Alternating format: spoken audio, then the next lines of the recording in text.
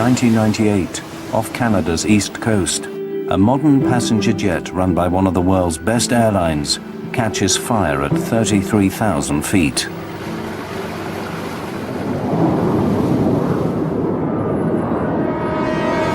Air 111, we are dumping fuel now and we must land immediately. In its final 6 minutes, communications from the cockpit cease.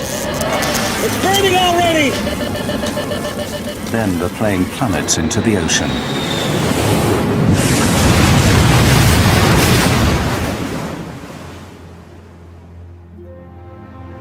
"229 people are dead. What caused the fire is a mystery." Many of the vessels reported to the Canadian Navy vessels standing by on scene that they were finding bodies and making repeated requests for more body bags and get the bodies that were Now, after one of the largest investigations in aviation history, the complete story behind the loss of Swiss Air Flight 111 can finally be told. It's a wake-up call for the entire airline industry to ensure that what happened aboard Swiss Air 111 would never happen again. This accident investigation was a unique opportunity to assess the materials in airplanes. And the problem is not only just the stuff that can burn, but the fact you can't see it. When you really have fire on board, the clock is running against you.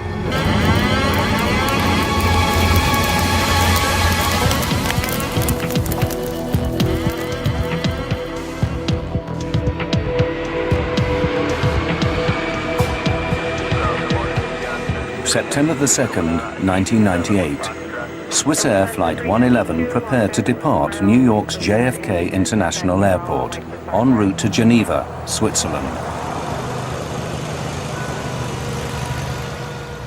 The aircraft was a McDonnell Douglas 11, or MD-11, a model first developed in 1986 as a highly automated, modern replacement for the antiquated DC-10.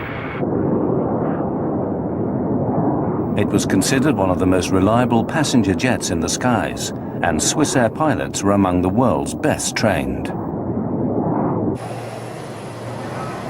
Okay, after start checklist. Engine anti-ice, not required. Roger, not required. Auto brakes, take off. Swiss Air 111's pilots were Captain Urs Zimmermann and First Officer Stefan Loew. Swiss Air 111, hold short, 31 left. Zimmermann encouraged an easygoing atmosphere in the cockpit, but he was also known for his by-the-book precision. When not flying, he was an instructor of new pilots for Switzerland's national airline. Take off checklist. Flaps and slats. Flaps set, 15 degrees. Set at 15.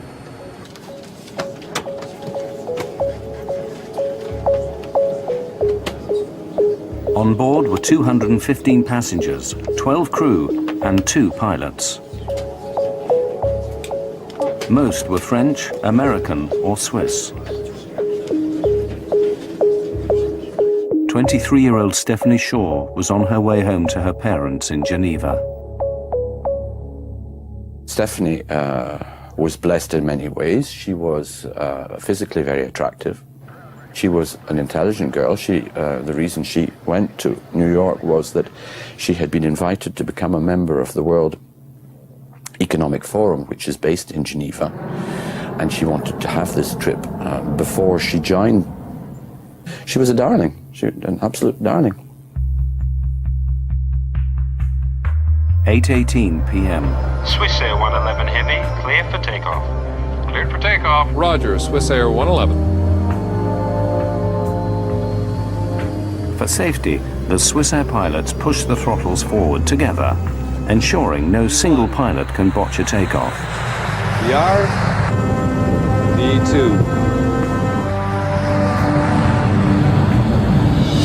Swiss Air Flight 111 lifted off and made her way northeast, toward the open Atlantic. For the first 15 minutes after takeoff, there was no communication from Swiss Air 111. It was an unusual, small detail that would later baffle investigators. Well, it does happen occasionally. They had not yet reached what we call the North Atlantic track system, where then you're not really usually in radio contact. So I thought it was a little abnormal, but it appears it was just nothing more than a mistaken radio frequency. When the guy dialed it in and swapped over the radio, he had put in the incorrect frequency, and evidently just, you know, they didn't make another attempt at contacting someone. It was strange, and I agree with you. It was kind of like, whoa, that's interesting.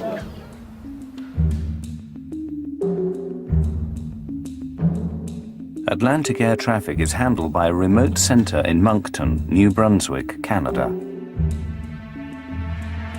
Almost half an hour after takeoff, Captain Zimmerman made his first communication with Moncton.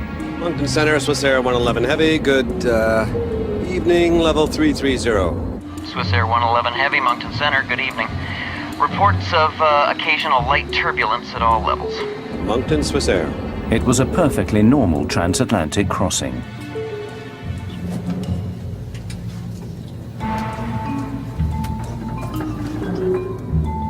In first class, Swiss Air passengers were among the first in the world to have a personalized, in-flight entertainment network.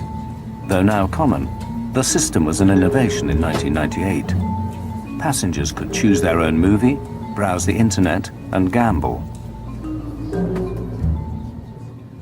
They evaluated the market, and they thought that introducing a modern in-flight entertainment system combined with a gambling system, so that passenger actually can use their credit card and gamble during long-range flights,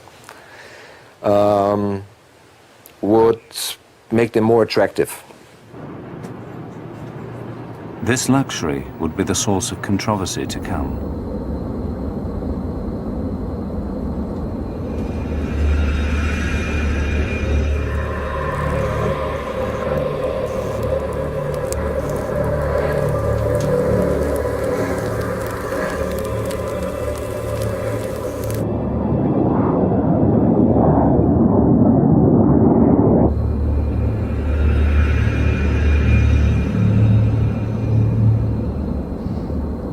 Smell something? Yeah, what is that? Go have a look, I'll take the controls. Roger, you have control.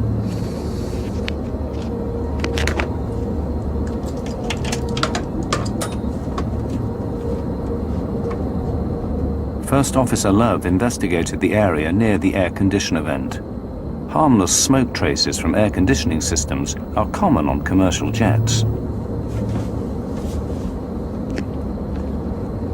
I don't see anything, Urs. And there's nothing up there now.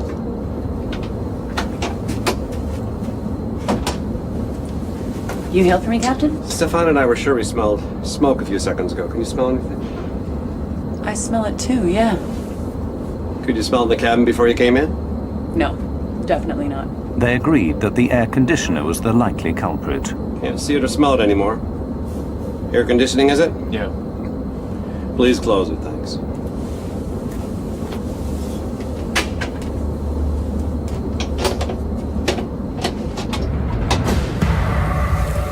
Behind the sealed panel, the pilots could not see that the problem was getting worse.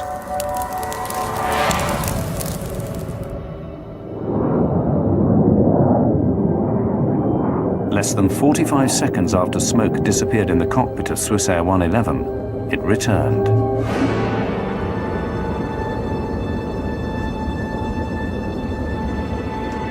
Zimmerman followed Swiss Air procedure. There it is again. He made plans to divert to the nearest place to land.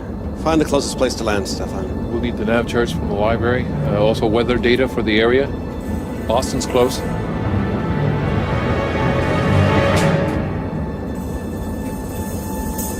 It's not doing well at all up there. Zimmerman radioed air traffic control in Moncton, New Brunswick. Moncton Center, Swiss Air 111 Heavy, good evening. United 920 Heavy, Moncton Center, good evening. The controller dealt with another aircraft before responding to Swiss Air. Other aircraft calling, say again. Swiss Air 111 Heavy is declaring pan. We have smoke in the cockpit. Request immediate return to a convenient place, I guess. Boston. Pan is an international term used to notify air traffic control of an urgent situation. one step below declaring Mayday. You say to Boston you want to go? I guess Boston. We need first the weather there. We are starting right turn here, Swissair 111 Heavy. Swissair 111, roger, and Descent to flight level 310. 310. 310, Swissair 111 Heavy. This is the first interview with one of the air traffic controllers in Moncton. My name is Bill Pickerel, and on September 1998, September 2nd, 1998, I was one of two Halifax terminal controllers working the evening shift. The PAN and any kind of a special condition is usually dealt with as an emergency, and this in fact was dealt with that way. The aircraft was immediately given priority, and the high-level supervisor initiated a call to the Rescue Coordination Center. Pickerel's colleague determined that Swissair 111 was just 66 nautical miles from Halifax and 300 from Boston. But Captain Zimmerman had chosen an airport he knew. A lot of times when you're having a problem, you would rather be dealing with an issue where you're much more familiar with the airport, because that relieves a little stress on you. This is his initial problem. He's sitting there, he's looking up there, and he's trying to think, well, I got smoke here. Now, what does it mean? Let's see, where are we? Where's the closest place I can go to that I can talk to a Swissair mechanic? Boston.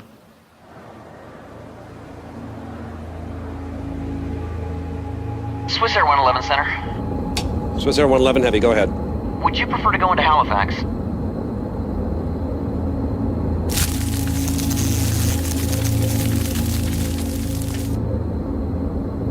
Or we better put the mask on. Stand by.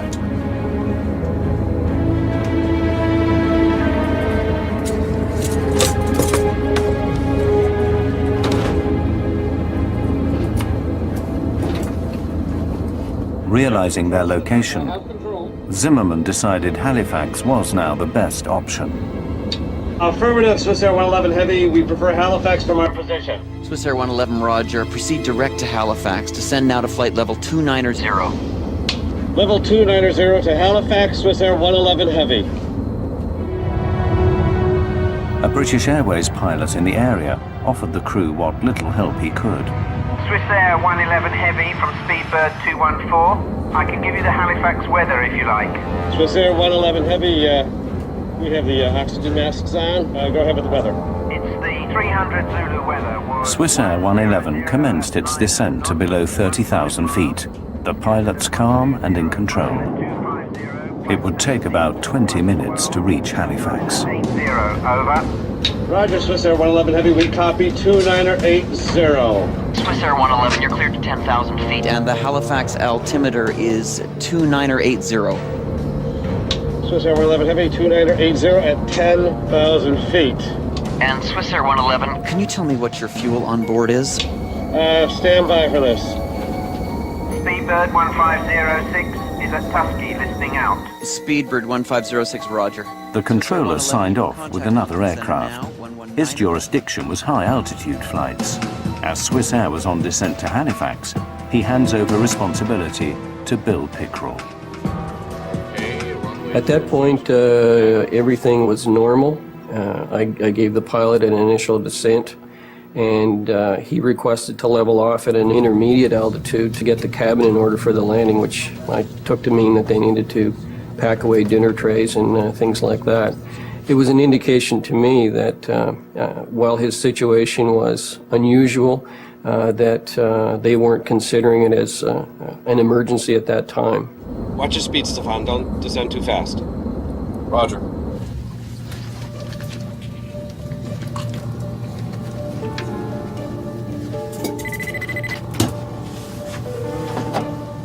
Yes, Captain. We have smoke in the cockpit here. Have the cabin crew prepare for landing. We'll be setting down in Halifax in about 20 minutes.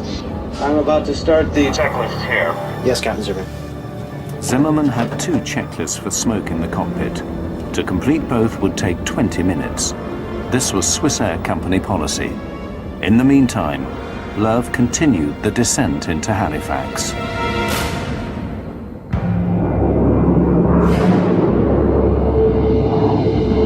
Stefan, I'll need you to handle the radio while I do this checklist. All right. 119.2 for the Swissair 111 Heavy. Roger.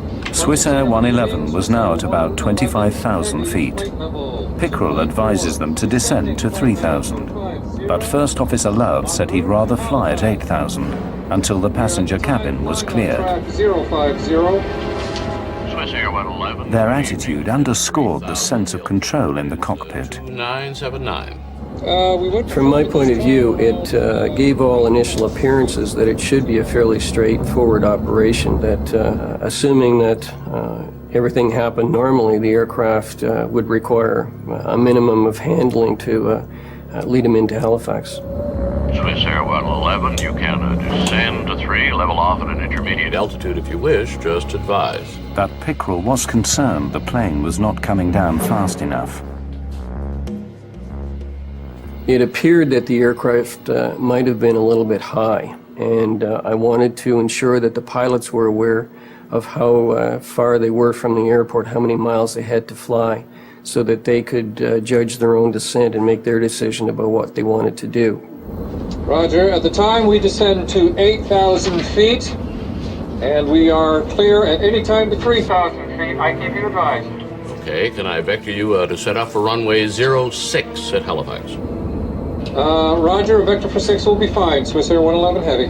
Swissair 111, roger, turn left heading of 030. Left heading 030 for the Swissair 111 Heavy.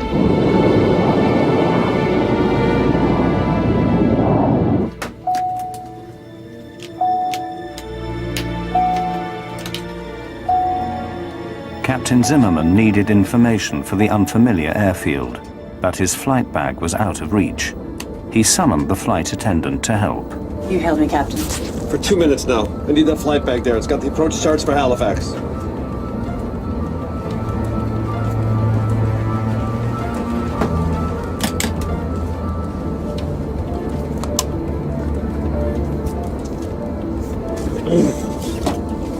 Okay, get back to your crew.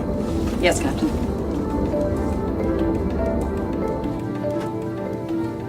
This is your matron at cabin speaking. The chief flight attendant notified passengers that the flight was being diverted. There was no panic.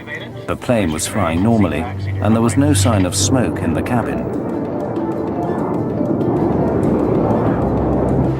Swissair 111, the localizer frequency is 109.9.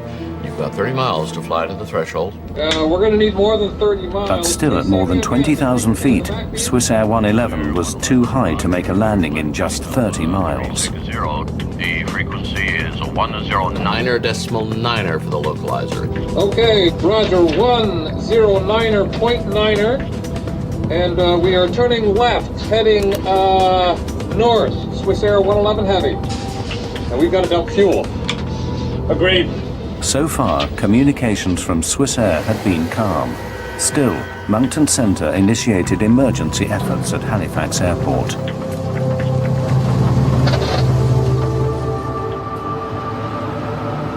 Preparing ground crews for an emergency, Pickrell sought information from the pilots.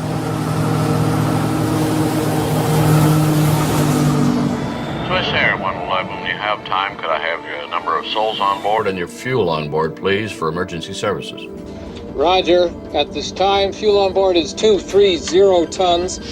We have to dump some fuel. May we do that in this area during descent? Pickrell was surprised to learn so late that Swissair 111 needed to dump fuel. At that point, it became more of a complicated situation. In fact, with every transmission after that, it became more and more complicated. Pickrell considered his options for a safe place that wouldn't take the aircraft too far from Halifax. He decided to direct the plane over St. Margaret's Bay, about 30 miles from the airport. The other choice, if he had said he needed to stay close, was to start the aircraft in a right-hand turn to set him up for any of the other runways. I had to keep him flying in a circle or a constant track so that he wouldn't fly back into his own fuel, which would have been not good. Dumping fuel is standard procedure. A fully fueled passenger jet is too heavy and could break up on landing. Are you able to take But co-pilot Love wondered if, given their situation, they might forgo the regulations. They want us to turn to the south. Should we just forget about dumping and just land? No, dump it. Okay, we are able for a left or right turn to the south in order to dump. I initiated the vector back toward St. Margaret's Bay to start him in that direction. It indicated to me that, again, it wasn't a critical situation on board, that in fact he did have time to be able to go back and dump his fuel over the water. Swiss Air 111, roger. Turn left heading of 200 degrees and advise me when you're ready to dump. It will be about 10 miles before you're off the coast. We will still be within about 25 miles of the airport. Roger, we are turning left, 200. In that case, we are going to descend to only 10,000 feet in order to dump the fuel. Roger, maintain 10,000. I'll advise you when you're over the water. It will be very shortly. Roger. While Zimmerman continued with his checklist, Lerv accidentally transmitted to Bill Pickrell in Moncton. Are you in the emergency checklist for air conditioning smoke? Yes. Swiss Air 111, say again, please. Sorry, that was not for you. Swiss Air 111 was asking internally. Okay. Airspeed is decreasing below 306. Level off speed here. Let's fly the plane as we see fit, Stefan. Swiss Air 111, continue left heading 180. You'll be off the coast in about 15 miles. Left heading 180, roger. Swiss Air 111 and maintaining at 10,000 feet. Roger. Cabin bus off. Cabin bus off, roger. The cabin bus switch knocked out all the lighting in the cabin. It was an indication for the passengers that something was wrong, but hardly alarming. Ladies and gentlemen, we have temporarily lost the lights in the cabin. Please remain calm. The crew will be coming around with flashlights to assist in landing. Despite a cockpit filled with smoke, there was still no trace in the passenger cabin.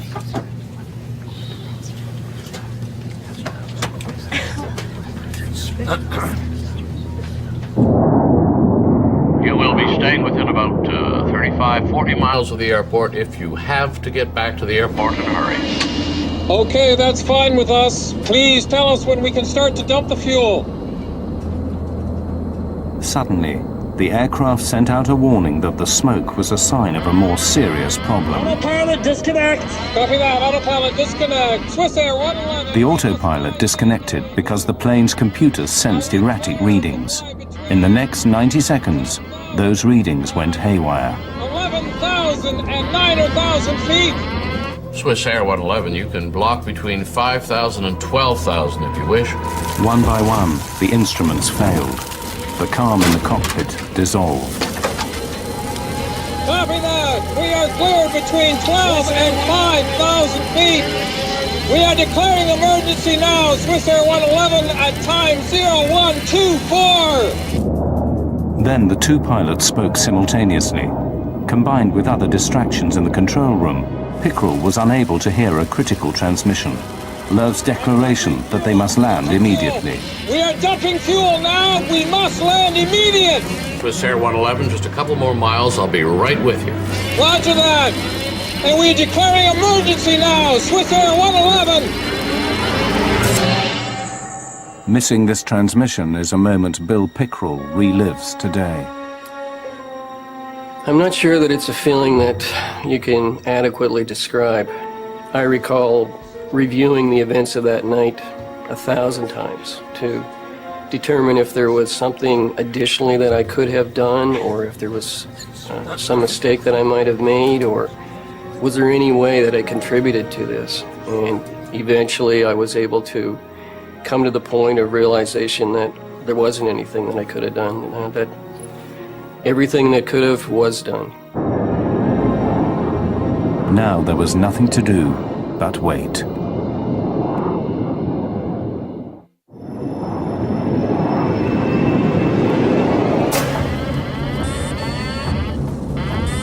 "30 seconds after declaring an emergency, the pilots of Swiss Air 111 faced an inferno. All my screens are down. I'm flying on standby instruments, maintaining 300.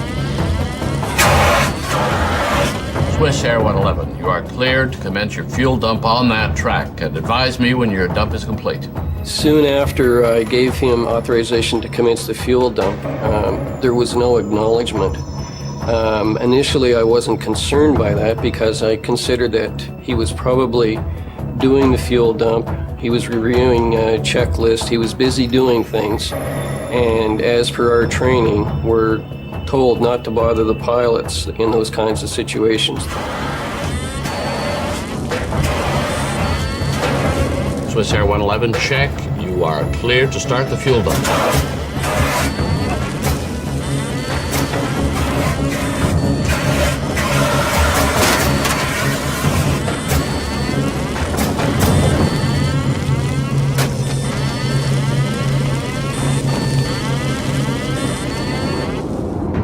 There was no further communication from the aircraft.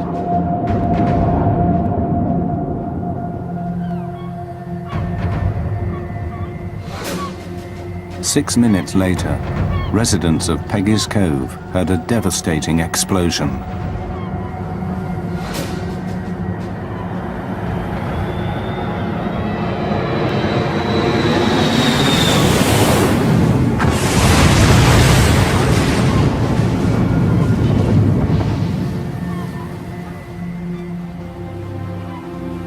No one knew what had happened to 229 people after 6 minutes of silence.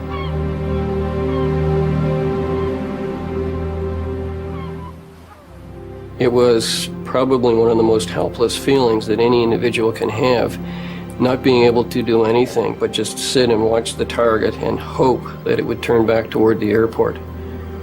And of course it didn't.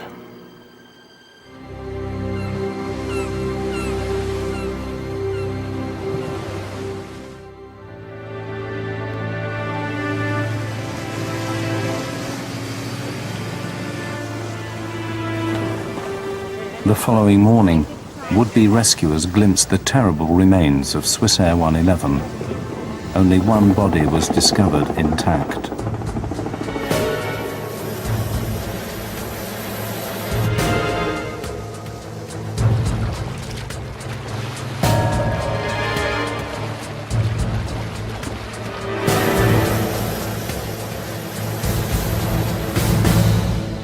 In Geneva, Ian Shaw had a premonition about his 23-year-old daughter, Stephanie.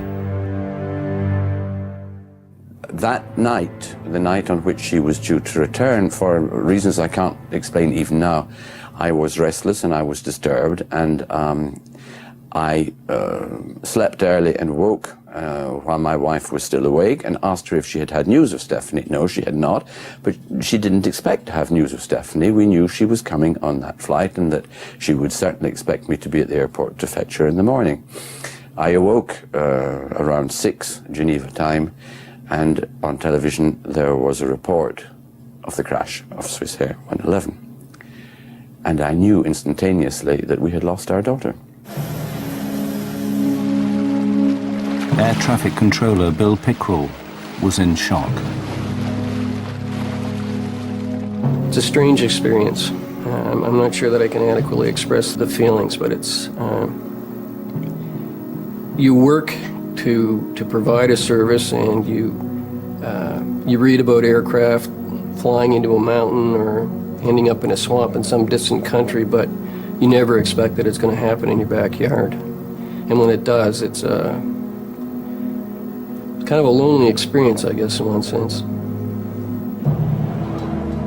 The Transportation Safety Board of Canada launched what would become the largest disaster investigation in the nation's history.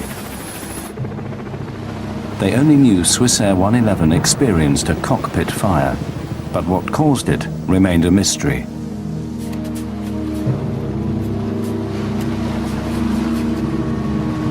Well, this accident was a challenging one to investigate, in that initially, of course, we had to recover the aircraft from about 55 meters of water, around 185 feet. Of course, it was also in many pieces. As it turns out, it was in a couple of million pieces. So that was the initial challenge. And then after that, of course, when you have so many pieces, you need to determine which are the relevant ones and what are these pieces telling you about what happened and why. The TSB embarked on a 5-stage plan. First, divers were deployed to survey the wreckage. They discovered that the plane was smashed into millions of pieces. But as the autumn weather worsened, the risks to divers increased. At this rate, the salvage would take years to complete.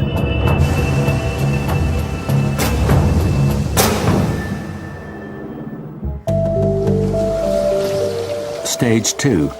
With help from the United States Navy, remote-operated vehicles began a more detailed search.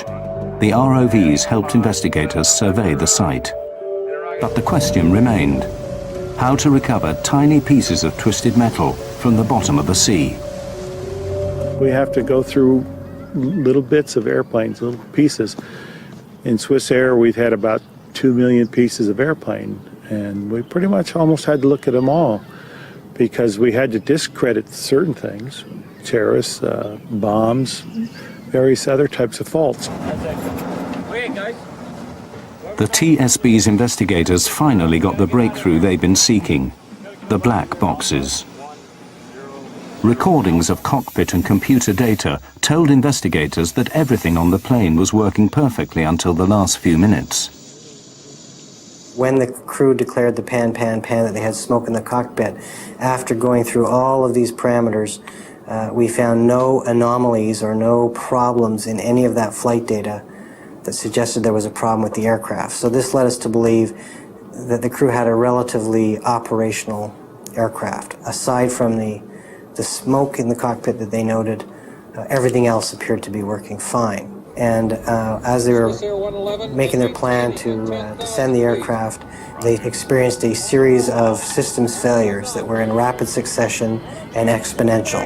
Copy that, autopilot disconnect. Swissair 111, we must fly manually now. Mike Poole's CVR team then faced a serious setback. The last 6 minutes on both flight recorders were missing. You're losing systems rapidly on the airplane in that 90-second period that things are happening very fast.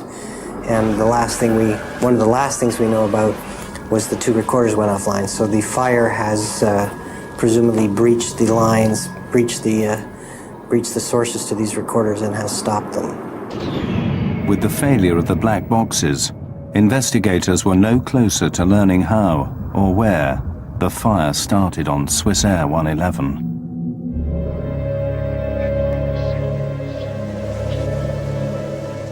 Stage 3. Barges were deployed to scour the seabed for evidence.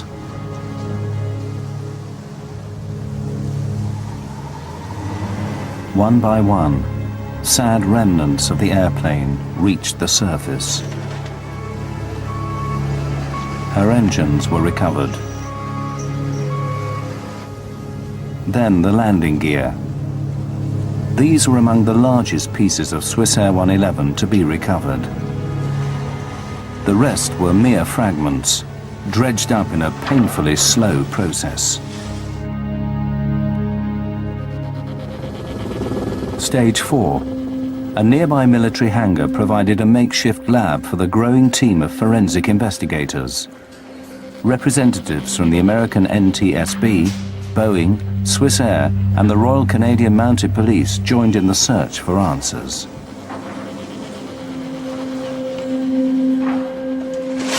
Pieces of Swissair 111 arrived by the truckload, organized into various categories for analysis.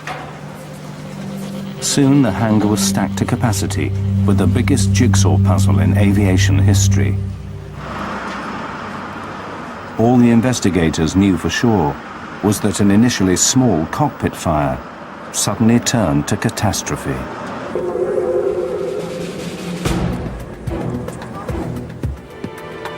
The team sorted through nearly 155 miles of wiring retrieved from the wreckage of Swissair 111. Here, the first real clue: evidence of electrical arcing. Scorch marks on metal revealed that the source of the fire was in the back of the cockpit, directly behind the first officer. By examining the aircraft's wiring plans, investigators found a likely suspect: the entertainment system in first class. The system had some major deficiencies. It was getting very hot. It drew a lot of power. And thereby, for example, raising the cabin temperature considerably, because it was always running. They did not install a simple off switch, nor did they install appropriate cooling systems to cool the system down. The TSB's investigators finally thought they had the breakthrough they'd been seeking. Our report indicates that there was a design flaw in the way the in-flight entertainment network installed in the first class and business class sections of the aircraft were installed, integrated into the electrical system of the airplane. When Captain Zimmerman threw the cabin bus switch, all power to the cabin should have been switched off. But the entertainment system remained on, overheating. If you'd ask most pilots, they would say, well, if I push the cabin butt switch, it's going to turn off the things behind the cockpit. It's going to isolate that electrically for me, so that I don't have to worry about that, and then I can just concentrate on those things that might affect me flying the airplane.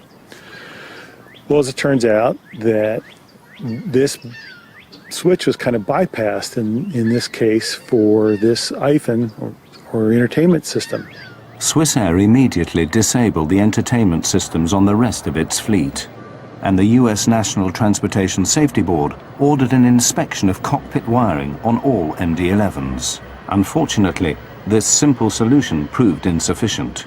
By the time that cabin switch was turned off, the fire was well underway, and so that had no real bearing on the initiation or propagation of the fire in the Swissair 111 aircraft.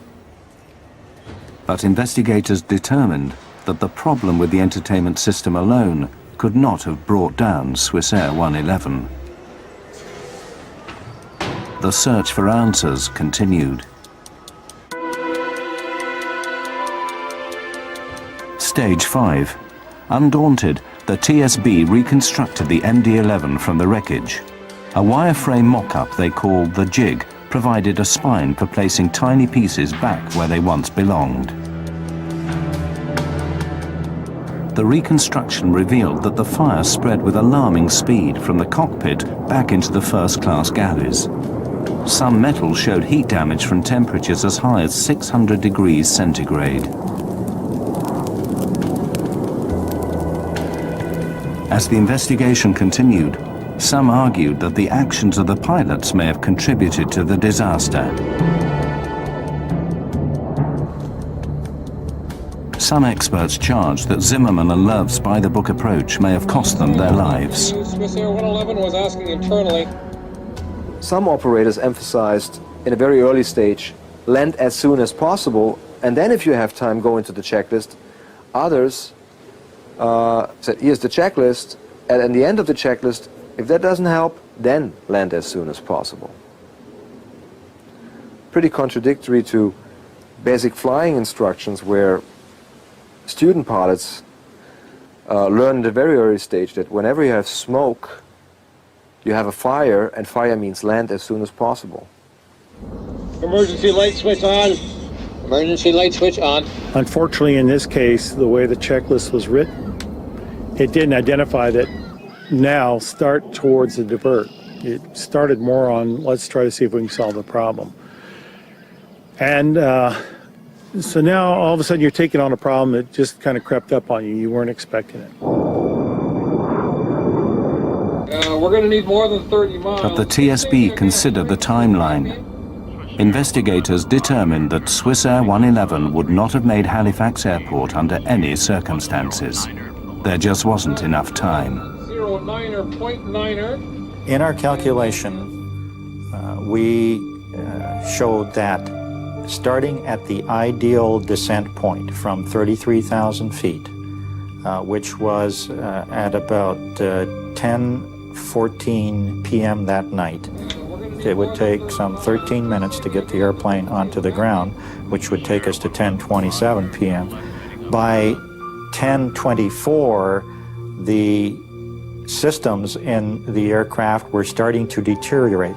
So we believe that under these circumstances, the crew would not have been able to successfully land the airplane under those conditions with the amount of time that they had. Whatever caused the fire on Swissair, it happened at a lethal speed. The mystery remained.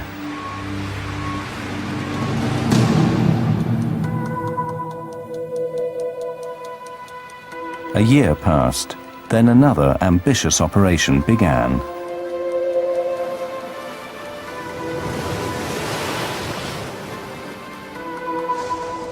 The TSB hired a sophisticated Dutch salvage ship, Queen of the Netherlands.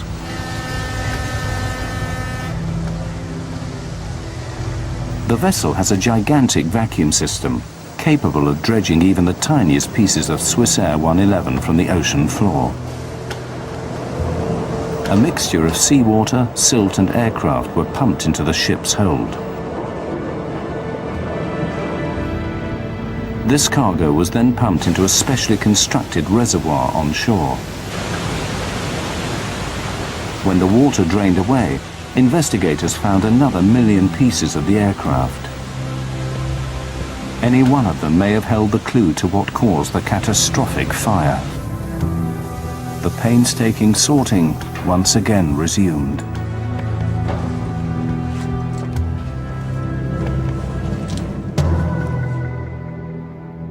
Finally, after 15 months, they found what they'd been seeking: a single faulty wire.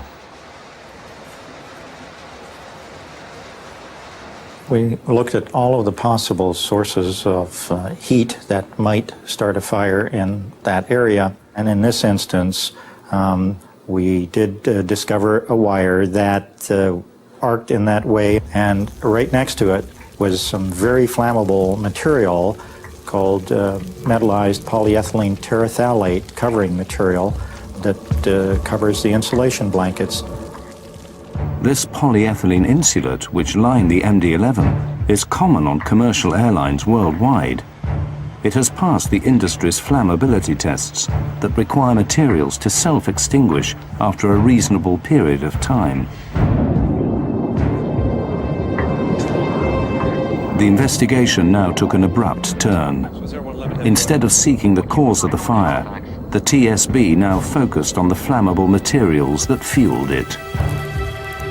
This thermal-acoustical material that was in this aircraft was very flammable, even though it passed a test. It does sustain and it does propagate flame. So this investigation did focus on the flammability of materials and the requirement to reassess the criteria that is used to certify materials, not just thermal-acoustical insulation blanket material, but also other materials that goes into aircraft, much of it in hidden areas. Investigators now had their answer. A wire arced in a closed space behind the cockpit. The arc ignited the insulation, which in turn lit other materials, such as foams and plastics. The pilots could not sense how quickly the fire intensified, but 14 minutes after they declared pan, pan, pan, the fire disabled all electronics in the cockpit. The black boxes went dead. A forensic examination also shed light on the desperate final minutes in the cockpit. Love was in his seat. Captain Zimmerman was not, likely fighting the fire and probably dead before impact. The first officer was probably trying to find a place where he could put this big airplane. He just didn't have a lot going for him. He didn't have a lot of instrumentation left.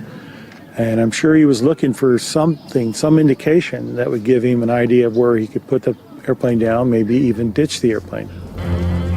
What is known is that the first officer was in his seat. Whether he was unconscious, conscious, maybe had severe degree burns on his skin, it's not known. We know the captain was not in his seat, so very likely he was trying to fight the fire. That the checklists were found molten together, the pages, indicates that they were used to fight a fire. At 10:30 Halifax time, Love shut down engine 2. Investigators determined that he probably received a warning the engine was on fire. Chillingly, it proved that Love was alive a minute before impact. They could not determine whether the passengers were aware of the fire, at least until the very final moments. There were traces found of soot and smoke extending as much far to the business class overhead area. Whether the passengers have smelled the smoke, it's not known. DNA analysis showed that they had no residue in their body. The aircraft hit the water with a force of 350 Gs.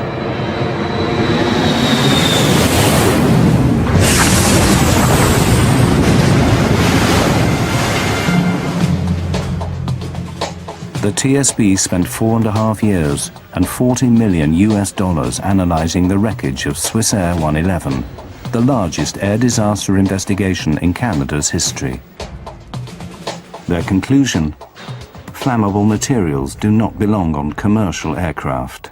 The rate of progression in this airplane, I think, surprised us and surprised others, and that's why we emphasize, again, the importance of raising the bar on the flammability standards for materials used in airplanes. Ian Shaw waited 4 years for the report to reveal the fatal flaw that took the life of his daughter. The truth has not diminished his anger at Swissair. There has to be accountability. If you are involved in wrongdoing, you must be held accountable. And you must declare your sense of responsibility. Otherwise, you are hiding. And you are hiding, in this case, behind the flag of Switzerland. I think it's unbelievable. In the aftermath, Swissair decided to remove the flammable insulate from its entire fleet. They also made changes to checklist procedure, reducing response time in a cockpit smoke emergency. Swissair did something very interesting. They modified their entire Swissair MD-11 fleet according to all these findings. They built in cameras and smoke detectors, even into hidden areas, where pilots have a little TV monitor and they can see whenever there is a smoke warning, which makes them all help gain time. And that's the most important when you have the case of, when you have a fire. But plagued with financial problems, the mighty Swissair shocked the industry when it declared bankruptcy in October 2001.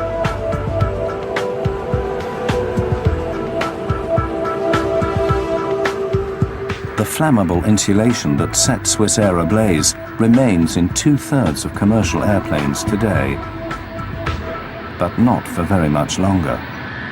The metallized polyethylene terephthalate material has been essentially banned from aircraft, and the criteria to certify that kind of material for use in airplanes has been worked on. It has not been put into law as yet, but we look forward to that being done, so the criteria is more stringent. The U.S. Federal Aviation Administration has given a deadline of 2005 to remove the material from all commercial aircraft. This major overhaul is designed to ensure that what took place on Swissair 111 will never happen again.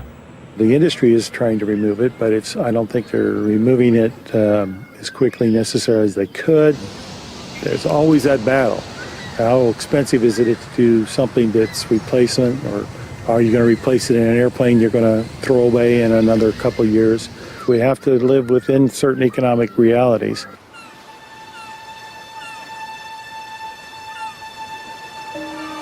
For Ian Shaw, losing his daughter so suddenly and violently has left a permanent emotional scar. He left his wife and his wealth behind in Geneva, and now runs a modest restaurant in Nova Scotia, in view of the sea where his daughter died. Why would I come here to this particular point in Nova Scotia? A lot of people have said, oh yes, we fully understand you want to be close to your daughter and the point where the plane crashed. That is no part of my being here. Swissair ripped out of me any possibility of proximity to my daughter. I found a comfort in the awareness of the presence of the eternal ocean, the ocean which has been going backwards and forwards for many, many, many thousands, millions of years. I came here because I had to. I can't give a fully rational declaration to you of why I came here.